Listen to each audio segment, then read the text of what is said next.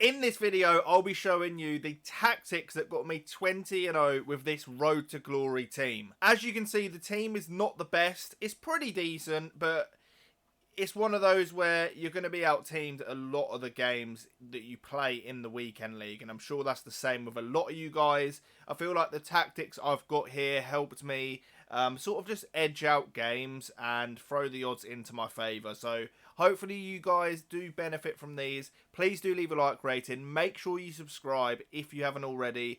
I upload daily videos that will help you improve at the game.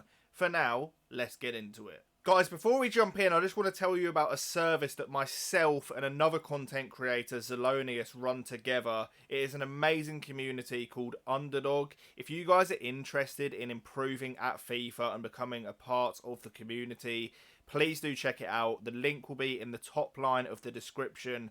I thoroughly recommend it. For as little as £2 a month, you'll have access to myself and Zelonius, two pro players who are going to be able to help you get better at the game. You can see that there's lots of different levels, and you guys, I promise, will enjoy it. So please do get involved. Not only does it support us, but it's going to be well worth it for you. Hopefully see you in there. Okay, so moving on into the custom tactics. Now I'm going to show you all of the ones that I use. So all four of these tactics are ones that I actually do use in game, depending on the scenario. So this is the go-to standard one that I'll use all the time. It is a 4-2-3-1, balanced on the defensive style, 50 on the whip, 55 depth, nothing too special there. Fast build-up and forward runs, I feel like it works so well in a 4-2-3-1.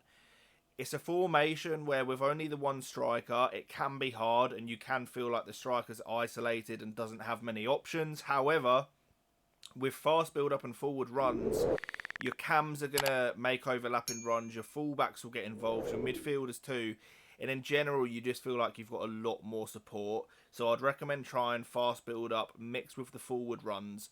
And it can leave you a little bit exposed at times, but if you prefer playing and attacking on the front foot play style, that is a good combo for you to use. So 60 on the width, 7 players in the box, 2 and 2 on the corners and free kicks. That is how I line it up in game. The reason Anthony is on the left and Coman is on the right is because of the outside of the foot shots. I thoroughly recommend you guys try and implement those into your game. We've got Nkunku at cam and then Ben Yedder with a 5-star weak foot as the lone striker. In terms of the instructions, just default on the striker, come back on defence on the middle cam, and then for the outside cams, get into the box for cross. I have one of my CDMs on stay back, the other on balanced, and then both of them on cut passing lanes. And then for both fullbacks, you can have them on stay back while attacking. So that is the 4-2-3-1, the one that I just switched to at the start of every single game until I see sort of what's going on. We then have this 4-4-2, and this is what I go to if I go a goal down. It is press after possession loss, quite low on the width, 60 depth, fast build up and forward runs again. And it works really nice in this formation because it just gets the left and right mid bombing up the pitch along with the centre mids as well. 65 on the width, 7 players in the box again, pretty similar to the 4-2-3-1 setup. And as you can see, stay forward on both of the strikers. We do have getting behind on the left and right mid as well. If you do struggle a little bit with your defending, you can have comeback on defence on the left and right mid. But what this will mean is when you do win the ball back, they're just not going to be quite as forward. Like I say, I use this setup for when I'm trying to get back into a game, so I don't have them on comeback, but that is something you can do.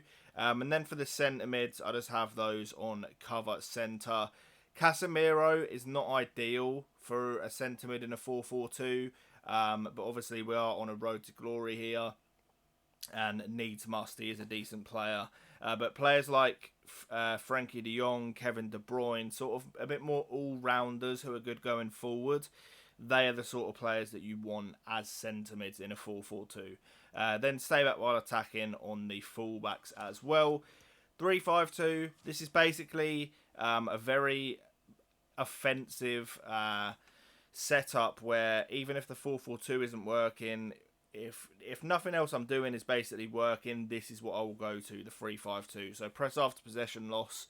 I could probably do with upping that depth a little bit, but what you do tend to see is with like press after possession loss and other similar tactics, a lot of the depth, width and stuff just goes out the window anyway because your team are pressing. So fast build up, forward runs, 7 players in the box, a bit more heavy on the corners and free kicks. Get in behind on the 2 strikers, stay forward on the cam. So you're always going to have a nice triangle in attack there where you can play little 1-2s. You know, one of your strikers can get in behind, that sort of stuff. I've got them both on get in behind, stay forward on the cam, get in behind on the left and right mid as well. So essentially what you've got is 4 players all set to get in behind with a cam just in behind them. This is a very attacking setup, like I say. And then balanced on both of the CDMs as well. You can have one of them set to stay back if you want. It would, you know, be Casemiro out of these 2. But like I say, it's an attacking setup. I'm happy to just let them get forward. And this is what I use to just go even a little bit more aggressive than the 4-4-2 setup. And that one works really well too. We then have the 4-3-2 setup, all out constant press. And people ask me what formation is best for, you know, going all out.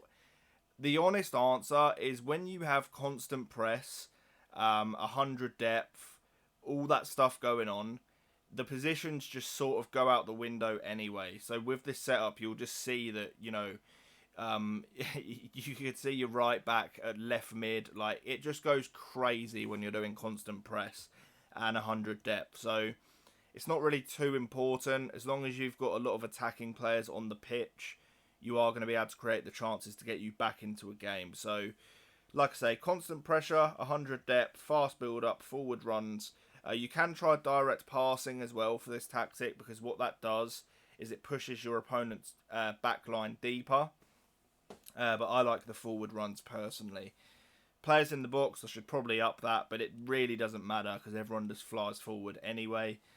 That is how I have it lining up in game. In terms of the instructions, get in behind. Like I say again, these sort of all just go out the window anyway, but I'll show you for the purpose of the video. Stay forward on both of these guys. Get in behind. We do then have stay back while attacking on Casemiro, and the reason for that is because the whole team are going to be flying forward. It's nice to at least have someone who's going to sit there and defend a bit, and it happens to be the player who's the worst going forward on my team. You're then going to want to join the attack on the fullbacks as well.